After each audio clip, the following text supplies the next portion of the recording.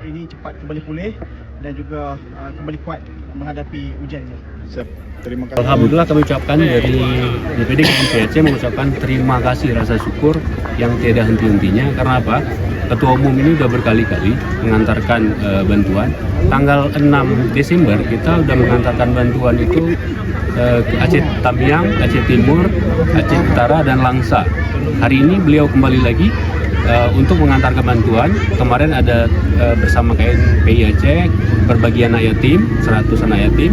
Hari ini 500 anak-anak korban bencana seperti Ketum katakan tadi telah beliau bagikan. Dan terakhir besok kita akan buka puasa bersama juga dan membagikan 250 anak-anak di Biren. Insya Allah, terima kasih. Semoga Ketum dan Bang Izzat sebagai Presiden MBN sehat selalu. Salam dari kami warga Aceh untuk Malaysia dan salam dari kami untuk pengurus DPP KNPI. Terima kasih. Ini salah satu bentuk pembelian pemerintah ya, Presiden Prabowo dan juga dari KKP, terus dari CSR BCA, Harta Graha dan BSI.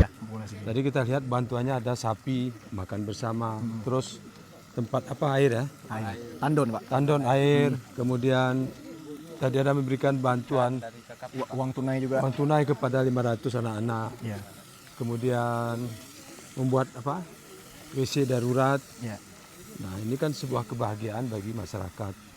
Dan masyarakat yang tertimpa ini terdampak ini merasa bahwa saudaranya banyak Ya. hadir. Jadi KNP hadir.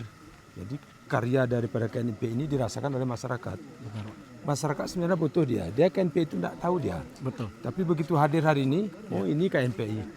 Itu yang ingin dirasakan oleh masyarakat. Ya. Nah tentu kami atas nama pemerintah masyarakat ini menyambut sangat baik, sangat positif di tengah menghadapi bulan suci Ramadan dan akan memasuki nanti Idul Fitri. Ya. Bantuan kepada 500 anak-anak tadi kan bagus. Ya. Dia menerima uang tunai bisa dia pergunakan untuk kebutuhan sekolah.